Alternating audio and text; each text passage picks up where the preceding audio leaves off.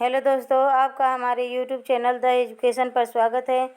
आज के इस सेशन में हम हिंदी साहित्य संबंधित महत्वपूर्ण प्रश्नों को हल करेंगे जो आपके आगामी शिक्षक भर्ती परीक्षा UP TGT PGT KVS NBS Jharkhand TGT PGT Punjab master cadre MP वर्ग 1 वर्ग 2 और एचपी टीजीटी पीजीटी के दृष्टिकोण से बेहद उपयोगी क्लास होगी। तो चलिए प्रश्नों की शुरुआत करते हैं। अगर चैनल पर पहली बार विजिट किए हैं तो हमारे चैनल को लाइक कर दीजिएगा, अपने दोस्तों में शेयर कर दीजिएगा और चैनल को सब्सक्राइब कर लीजिएगा, जिससे रोज़ के क्लास का नोटिफिकेशन आप तक पहुंच सके। पहला प्रश्न है, श्रीलाल शुक्ल को साहित्य अकादमी पुरस्कार किस रचना पर मिला? राग दरबारी पर कि दो चट्टानों पर कि अमृत और विष पर कि कला और बूढ़ा चाट पर? तो राग दरबारी श्रीलाल शुक्ल जी की रचना है जिस पर इनको साहित्य अकादमी पुरस्कार मिला। जबकि दो चट्टानें हरिवंश राय बच्चन जी की है, कला और बूढ़ा जाट सुमित्रा नंदन पंत की है और अमृत और विष अमृतलाल नागर जी की रचना है। माखनलाल चतुर्वेदी को साहित्य अकादमी पुरस्कार किस रचना पर मिला? मध्य एशिया का इतिहास या रस सिद्धांत या हिम तरंगणी या मुक्तिबोध? तो हिम तरंगणी पर माखनलाल चतुर्वेदी को साहित्य अकादमी पुरस्कार मिला। क्वेश्चन नंबर 3 है, चिदम्बरा रचना पर पंत जी को सुमित्रा पंत जी को ज्ञानपीठ पुरस्कार कब मिला?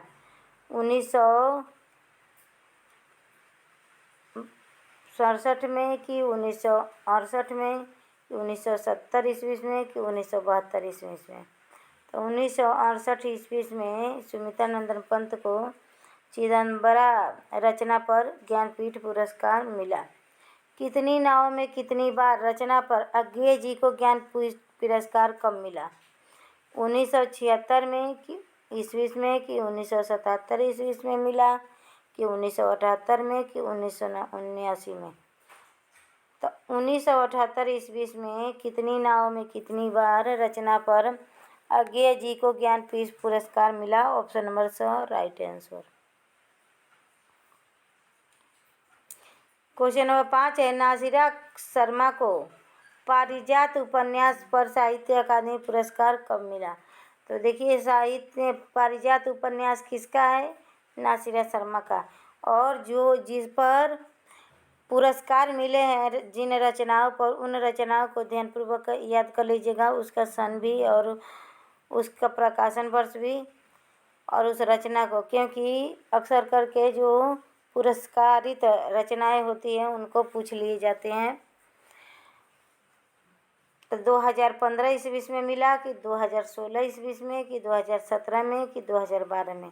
तो 2016 ईस्वी में पारिजात रचना पर नासिरा शर्मा को साहित्य अकादमी पुरस्कार मिला। ऑप्शन नंबर ब राइट आंसर। कैलाश वाजपेयी को किस रचना पर साहित्य अकादमी पुरस्कार मिला? तो हवा में हस्ताक्षर नामक रचना पर कैलाश वाजपेयी को साहित्य अकादमी पुरस्कार मिला। Option number a right answer. Question number 7 है, उदय प्रकाश को किस रचना पर साहित्य अकादमी पुरस्कार मिला? कोहरे में कैद रंग या रेहन पर रघु, पत्थर फेंक रहा हूँ या मोहनदास? तो मोहनदास, गांधी जी की जीवनी पर आधारित यह रचना है मोहनदास।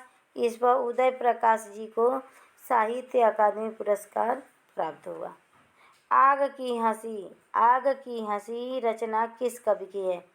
चंद्रकांत देवताले का है कि रामदरस मिश्र का है कि रमेश कुंतल मेघ का है कि रमेश चंद्र शाह का है? तो रामदरस मिश्र की रचना है आग की हंसी। ऑप्शन नंबर ब राइट आंसर। क्वेश्चन नंबर 9 है, भीष्म साहनी को तमस उपन्यास पर साहित्य अकादमी पुरस्कार कब मिला? 1976 ईस्वी में कि 1975 में कि 1977 में कि 1978 में? तो 1975 ईस्वी में भीष्म साहनी जी को तमस उपन्यास पर साहित्य अकादमी पुरस्कार मिला। ऑप्शन नंबर ब राइट आंसर।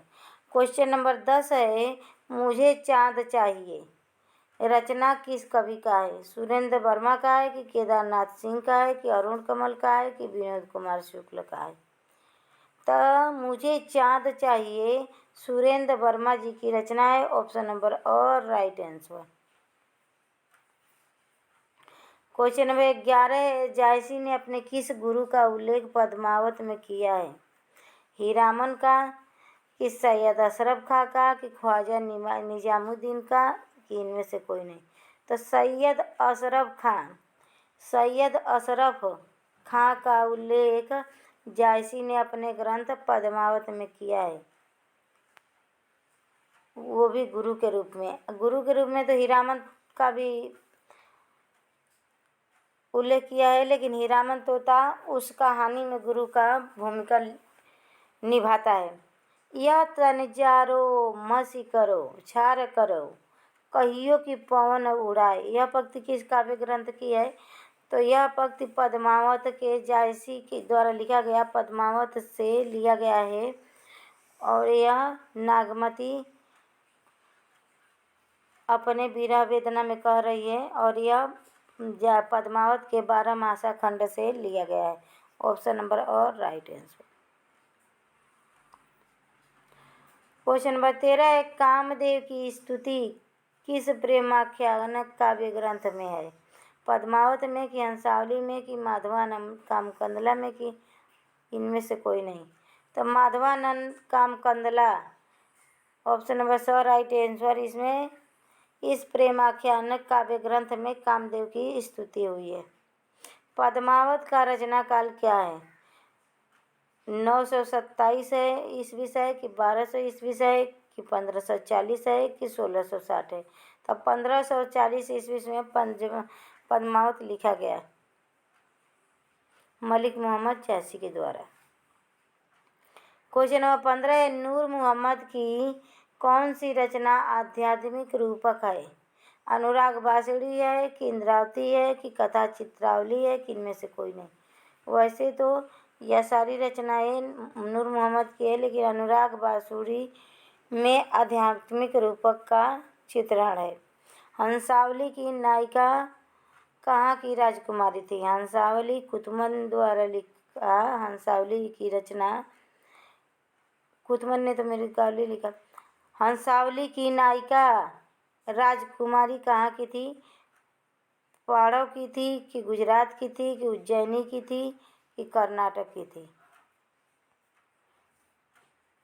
तब पाटड़ की राजकुमारी थी हंसावली की रचना। और हंसावली किसकी रचना है? तो असाइद की रचना है। असाइद की रचना है हंसावली। और इसमें की नायिका कौन है? तो इसमें की नायिका कहाँ की राजकुमारी है? तो पाटड़ की राजकुमारी है। क्वेश्चन नंबर 17 है, कहाँ मानसर जहाँ सुपाई अपारस रूप यहाँ लगी आई, यह पंक्ति किस कवि की है? उस्मान की है कि जायसी की है कि कुतुबन की है कि मुल्ला दाऊद की है? तो यह जायसी की पंक्ति है। ऑप्शन नंबर पर राइट आंसर। विरह वर्णन के अंतर्गत पद्मावत में 12 मासा का प्रारंभ किस महीने से हुआ? तो आषाढ़ महीने से हुआ। Option number 2 right answer. चढ़ा आषाढ़ गगन घन बाजे साजे मृदुल धुंध दल बाजे।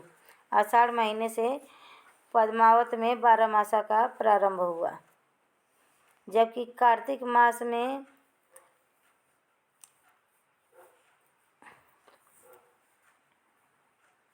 चित्रावली कहाँ की राजकुमारी थी? रूपनगर की कि सिंघल द्वीप की कि मलय की कि जम्बू द्वीप की? तो रूपनगर की राजकुमारी चित्रावली थी।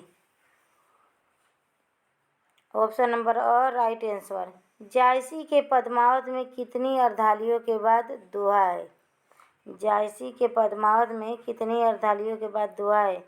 5 अर्धालियों के बाद कि 7 अर्धालियों के बाद कि 8 अर्धालियों के बाद कि 6 अर्धालियों के बाद? तो वह 7 अर्धालियों के बाद दोहा है।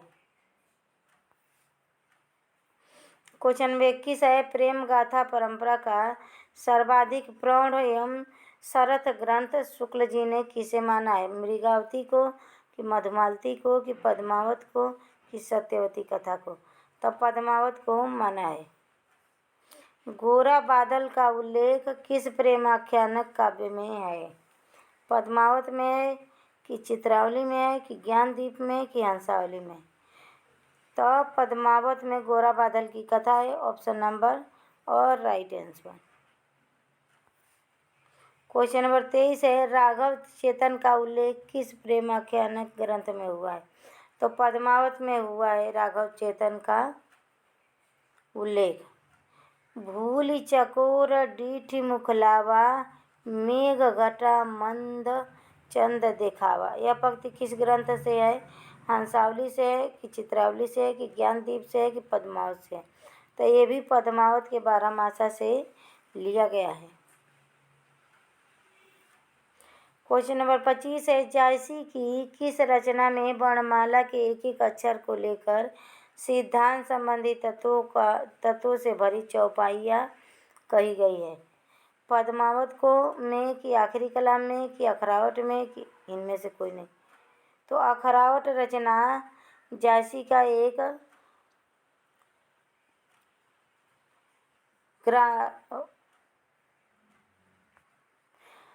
अखरावट रचना जायसी का एक व्याकरण ग्रंथ है, जिसमें वर्णमाला के एक एक अक्षर को लेकर सिद्धांत संबंधी तत्वों से भरी चौपाई कही गई है।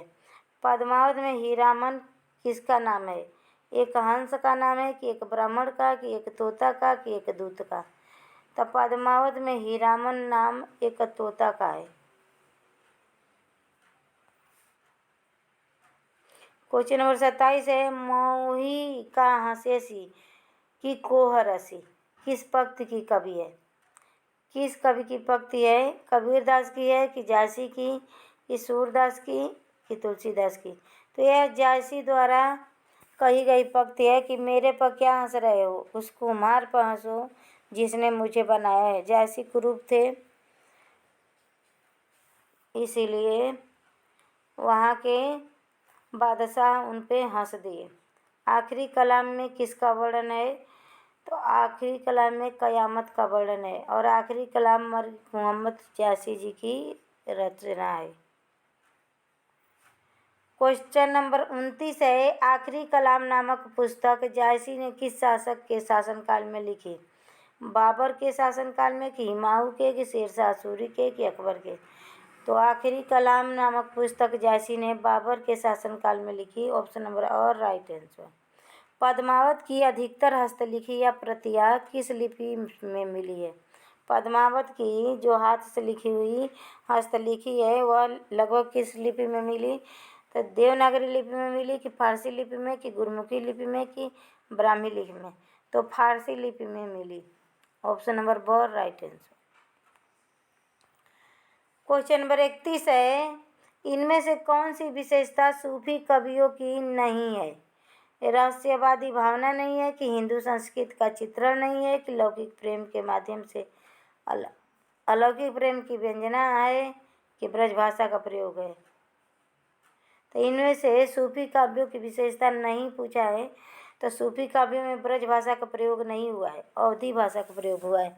तो option number the right answer. किस जैन कवि ने अपने आत्मचरित में मधुमालती एवं मृगावती का उल्लेख किया है? तो बनारसी दास जैन ने अपने आत्मचरित में पद्मावत और मृगावती और मधुमालती का चित्रण किया है। क्वेश्चन नंबर 33 है, रत्नशेखर कथा के आधार पर हिंदी में कौन सा ग्रंथ लिखा गया है? मृगावती लिखा गया है, कि पद्मावत, कि मधुमालती, कि रूपमंजरी? तो रत्नसेन और पद्मावती की प्रेम गाथा का चित्रण पद्मावत महाकाव्य में हुआ है, जो जायसी जी का महाकाव्य है। ओ मैं जानी कवित असकीना, अम्मकुया रहे जगत मह चिन्ना। यह पंक्ति किस कवि की है? तुलसी की है, कि जायसी की है, कि कुतवन की है, कि मंजन की है? तो यह जायसी जी की पंक्ति है। क्वेश्चन नंबर 35 है, लैला मजनू के कथानक को हिंदी में प्रेमाख्यान काव्य परंपरा में प्रस्तुत करने का श्रेय किस कवि को जाता है? ईश्वरदास को, कि जान कवि को, कि उस्मान को, कि आलम खां को?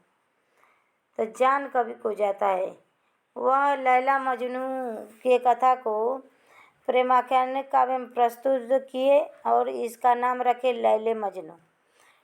तन चितौर मन राउर किन्ना, यह पंक्ति किस ग्रंथ का है? तो यह पंक्ति पद्मावत का है। किस प्रेमाख्यानक काव्य का नायक राजकुमार ऋतुपर्ण है? सत्यवती की है, कि मधुमालती की, कि मृगावती की, कि चित्रावली की? तो सत्यवती कथा ईश्वरदास जी द्वारा लिखा है। ईश्वरदास जी द्वारा लिखा है सत्यवती कथा, जबकि मधुमालती मंजन के द्वारा, कुतवन के द्वारा मृगावती और चित्रावली हंस। ज्ञानदीप नामक प्रेमाख्यान काव्य की नायिका कौन है? पद्मावती है, कि देवयानी है, कि सत्यवती है, कि इंद्रावती है? तो ज्ञानदीप शेख नबी जी की रचना है और इसकी नायिका देवयानी है।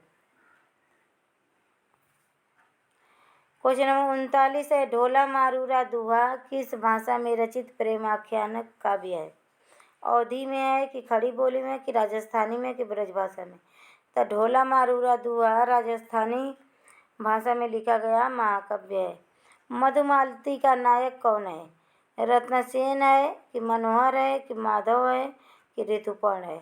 तो मनोहर है। मधुमालती म से मधुमालती, म से मनोहर। तो मनोहर नायक मधुमालती कथा का है। मधुमालती मंजन द्वारा लिखा गया एक प्रेमाख्यानक महाकाव्य है। क्वेश्चन नंबर 41 है, रूप मंजरी के रचयिता कौन है? सुंदर सूरदास हैं, कि नंददास हैं, कि कृष्णदास हैं, कि नारायण दास हैं? तो नंददास हैं रूप मंजरी के रचयिता। गणपति रचित माधवानंद काम कंदला, माधवानंद काम कंदला के रचनाकार कौन है? गणपति हैं। की भाषा कौन सी है? ब्रज भाषा में लिखे हैं, कि अवधी में, कि राजस्थानी में, कि खड़ी बोली में? तो राजस्थानी भाषा में लिखा गया है माधवानंद काम कंदला। क्वेश्चन नंबर 43 है, शेख नबी की कौन सी रचना इनमें से है? तो ज्ञानदीप शेख नबी जी की रचना है, ऑप्शन नंबर और राइट आंसर। जबकि हंस जवाहिर कासिम शाम की है, इंद्रावती मधुमालती और इंद्रावती कुतवन की है, ढोला मारूरा दुहा कल्लोल कवि की है। माधवानंद काम कंदला नामक रचना किस कवि की है? तो माधवानंद काम कंदला रचना गणपति चंद्र गुप्त की है, ऑप्शन नंबर ब राइट आंसर। क्वेश्चन नंबर 45 है, चंदायन के रचयिता कौन है? तो चंदायन कासिम शाह ने लिखा है, कि मुल्ला दाऊद ने, कि शेख नबी ने, कि कुतवन ने? तो मुल्ला दाऊद की रचना है चंदायन और इसे लोर कथा या कहा जाता है। मधुमालती के रचनाकार कौन है? तो मधुमालती के रचनाकार मंजन है, कई बार आ चुका। क्वेश्चन नंबर 47 है, डॉक्टर नगेंद्र ने प्रेमाख्यानक काव्य परंपरा का पहला ग्रंथ किसे माना है? चंदायन को माना है, कि हंसावली को, कि मृगावती को, कि पद्मावत को? तो हंसावली को डॉक्टर नगेंद्र ने सूफी काव्य का पहला ग्रंथ माना है। आचार्य शुक्ल ने किस काव्य ग्रंथ को प्रेमाख्यानक काव्य परंपरा का पहला ग्रंथ माना है? तो मृगावती को माना है, जिसके रचनाकार कुतवन जी है। 49वां क्वेश्चन है, सूफी साधना में ईश्वर की कल्पना किस रूप में की गई है? पति के रूप में, कि पत्नी के रूप में, कि मित्र के रूप में, कि कोई नहीं? तो सूफी काव्य साधना में ईश्वर को पत्नी के रूप में पूजा गया है, पत्नी के रूप में चर्चा किया गया है। इनमें से सूफी साधना के मुकामों में कौन सा शामिल नहीं है? नहीं पूछा है। मलकत नहीं है, कि शरीयत नहीं है, कि मारिफत नहीं है, कि हकीकत नहीं है? तो मलकत नहीं है। मलकत सूफी साधना का नहीं है। शरीयत मारिफत, हकीकत, यह सब सूफी साधना के मुकाम है। तो आज के लिए इतना ही। यह आज का सेशन यहीं पे समाप्त हुआ। अगर यह सेशन पसंद आए आप लोगों को, यह क्वेश्चन आपके परीक्षा को उपयोगी लगे तो प्लीज़ चैनल को सब्सक्राइब कीजिएगा, लाइक कीजिएगा, अपने दोस्तों में शेयर कीजिएगा और बेल आइकन को भी प्रेस कर दीजिएगा, जिससे रोज़ के क्लास का नोटिफिकेशन आप तक पहुंच सके। धन्यवाद।